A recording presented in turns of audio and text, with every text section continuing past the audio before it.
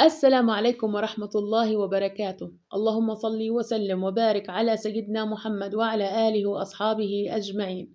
خلينا ببداية الفيديو يا ريت نفوت ندعي لجميع البلاد العربية ربنا يديم الأمن والأمان ويفرجها عليهم بأقرب وقت. قولوا اللهم آمين يا رب العالمين. خليني أشرب جغب مي ريكي نشف من البداية مالي. خلاص شكلي انحسدت.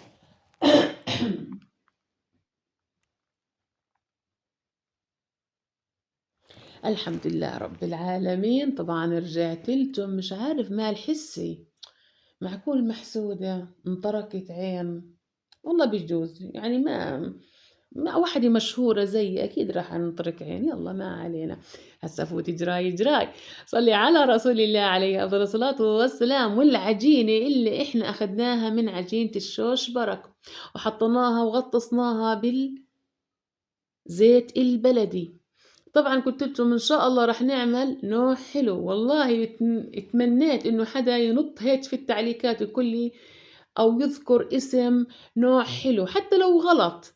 ما حدش نكشني ولا حدا جاب سيرة نوع الحلو. يالّا ما علينا. شكرًا للناس اللي شاهدت الفيديو مشاهدة كاملة. طبعًا أنا باحكي على آخر الفيديو، والناس اللي ما شاهدت الفيديو يا ريت باتمنى من الله إنها ترجع وتشوف لي الفيديو من أول وجديد، لإنه نسبة المشاهدة يعني ما شاء الله. من الآخر بديش أحكي، أكيد عرفتوا من طريقة حكيي. هسا خلينا نصلي على رسول الله عليه أفضل الصلاة والسلام. وراح اليوم نعمل إن شاء الله المطبق الفلسطيني أو المطبق الأردني على شكلين. طبعا إحنا بنعرف المطبق عجينة عويص، هي عبارة عن طحين ونتفة من الملح وأكيد مية، لا حطينا لا خميرة ولا لبن ولا بيكنج باودر. بس شوفوا لي على هالعجينة اللي بتمط وبتشط، أنا فكرتها للأمانة جبنة بتاعة الكنافة هاي اللي بعرفش شو اسمها. يعني باشوفهم بيكبوا يعملوا هيك يعني بيرفعوا إيدهم. أنا صرت أنا أرفع إيدي في العجينة. عجينة ناجحة 100% ونكعناها أو خلّيناها منكوعة زيت الزيتون تقريبًا يومين. سوينا إحنا الطبخة يوم الخميس جمعة، وهي اليوم السبت تقريبًا إلها يومين كاملات. طبعًا العجينة هاي عقد ما بتريحيها على قد ما راح تعطيش نتيجة مرضية. يالّا هسّه فوتي اجراي على هالتعليقات، طجّينا اللايك وصلّي على رسول الله عليه أفضل الصلاة والسلام. هيني فطّنتِك من البداية، يعني إذا أنتِ بتنسي قُلت لِك يا حبيبة قلبي روحي طُجّي لي اللايك، لإنه في ناس كتير بيشاهدوا الفيديوهات وما بيعلقوا وما بيحطّوا طجة اللايك، وفي نسبة كبيرة عندي بسم الله ما شاء الله بتتابعني، بس بتتابعني عن صمت، للأمانة مؤدبة. يا عمي فوتوا تنحنحوا، كحّوا، ابعتوا لي وردة. يعني ما علينا، بس يعني حبيت هيك يعني أسمّعكم حكي. يعني أنا للأمان بالمّح بس بالمّح على بعيد، مش بعيد لبعيد، وجه بوجه.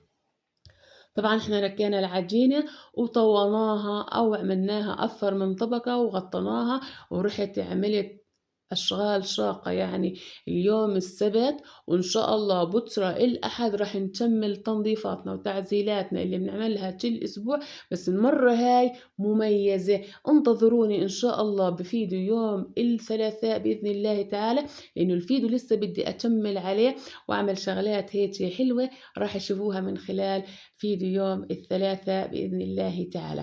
يالّا هسه فوتي جراي. صلّي على رسول الله عليه أفضل الصلاة والسلام. أنا اكتفيت بالزيت؟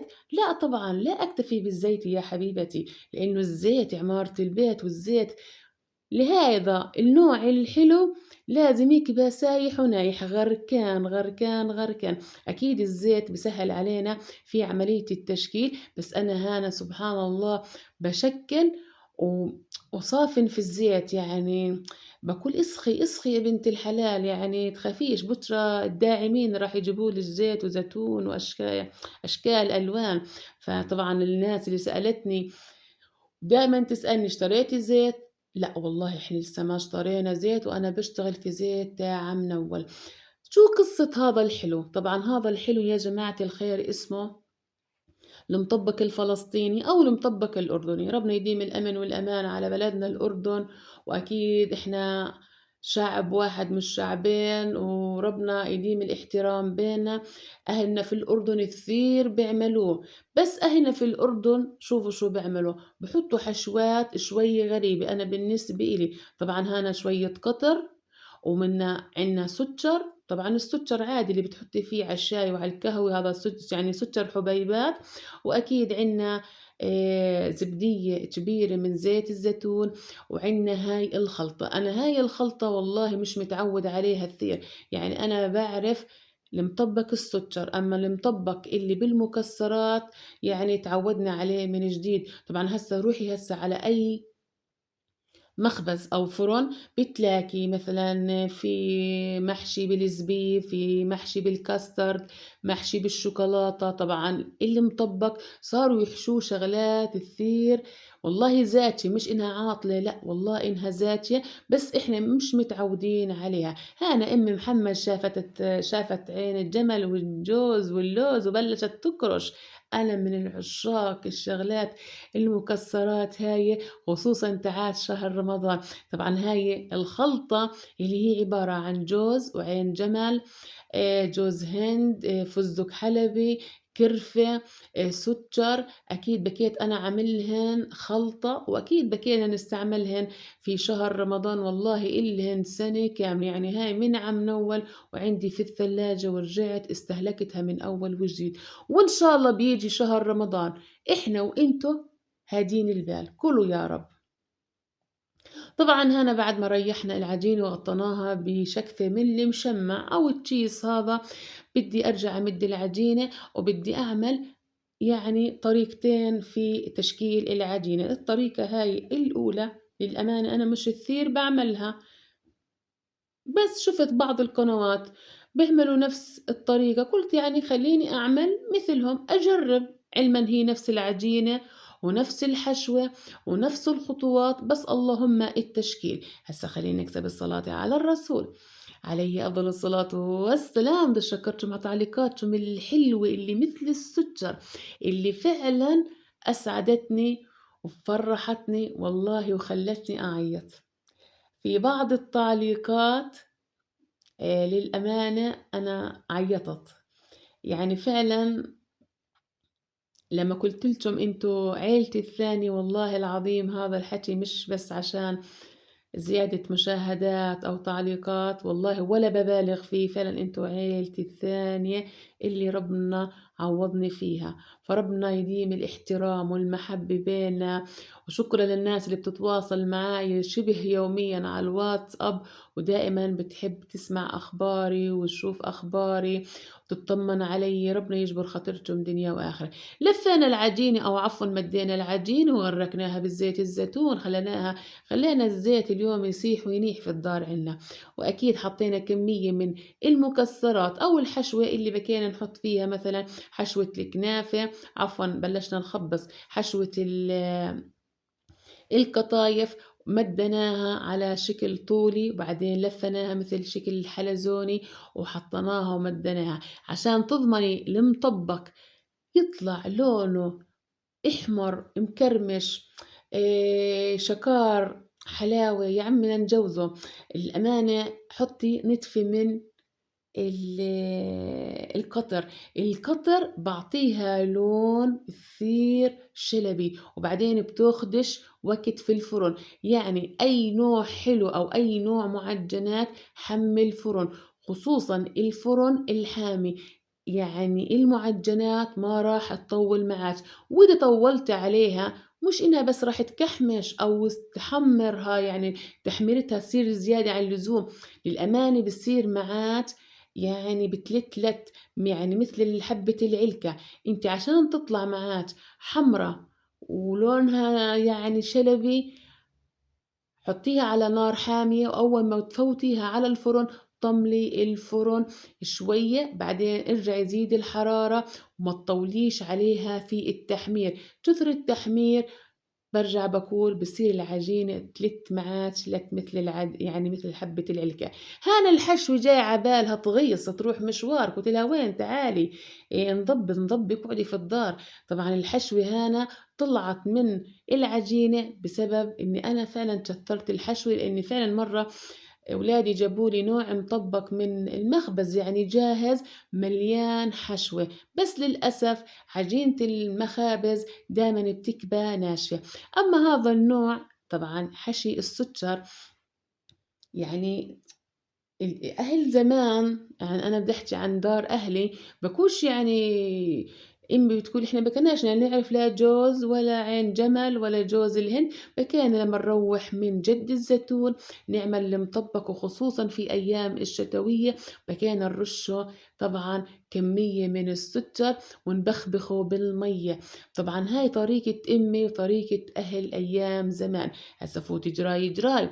صلي على رسول الله عليه أفضل الصلاة والسلام وطبّقناها تقريبًا 4 مرات، وفي كل طبقة أكيد بدي أحط نتفة من السكر الخفيش، إذا لا سمح الله السكر ينحرق معاك مش راح يعني يلحق ينحرق معاك في الفرن لإنِّك أنتِ يا دوب بتفوتي وبتطلعي، بتكبى النار أكيد تكبى النار كثير عالية، طبعًا هنا الكميات غير محدودة حسب ما أنتِ بتحبي تزوّدي، بتحبي تقلّلي، هذا إشي بيرجع لِك. هسّه خلّيني أكسب الصلاة على الرسول عليه أفضل الصلاة والسلام، وفعلًا أنا حبيت أكافئ حالي يعني مبسوطة بال3000 أخ وأخت، فقُلت خلّيني أفرّح حالي وأعمل حلو المطبّق، طبعًا سبحان الله أنا عملت المطبّق قبل ما يصير عندي ال3000 أو قبل ما أعرف حتى يصير قبل ما صار عندي 3000 أو قبل ما أعرف،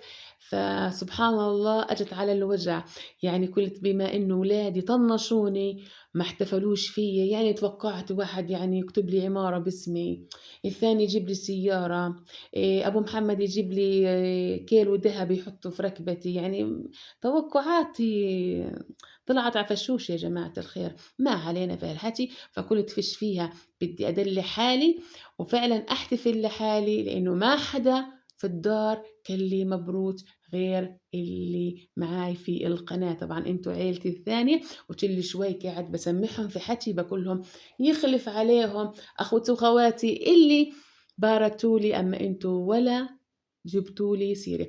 طبعًا هاي المطبّقة عملتها بالشكل يعني كثير بسيط للناس اللي بتحبش تشكّل في المطبّقات، بنرجع بنقول حطيه على نار حامية وأول نُص ساعة أو عفوًا أنو نُص ساعة، أول 10 دقايق بلشي خفّفي في درجة الحرارة.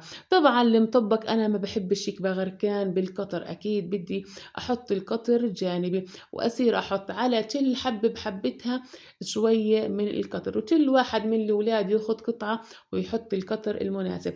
إذا عجبك فيديو اليوم لا تنسيني من اللايك والاشتراك، ويا ريت تفعلي زر الجرس عساس يوصلك أي جديد، وشيروا للقناة، القناة كثير حلوة، والقناة أكيد البعض بيستفيد منها وأنا إلي الشرف إنه فعلًا الناس تستفيد من قناتي البسيطة.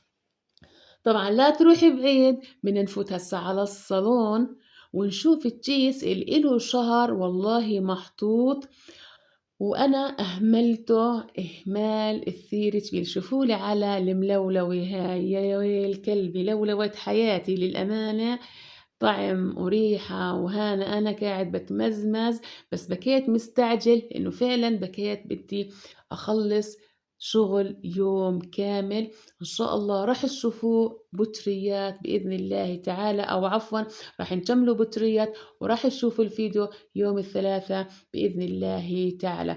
أكيد أنا باستنى تعليقاتكم الحلوة وشوفوا لي على منظر الصالون، طبعًا هذا بعد يوم كامل شغل، طبخت وعملت حلو وانشطفت وجيت أعرض هاي الشغلة وأنا للأمانة بكيت كثير تعبانة. تقييمِك تعليقِك لفيديو اليوم قديش باخد 10 من 10 واللي حابة إنها تستفسر عن المناظر هذولا أو الأشكال هذولا يا ريت تكتب لي في التعليقات أنا أكيد راح أرد عليها فورًا، وإذا مش حابة إنها تحكي معي على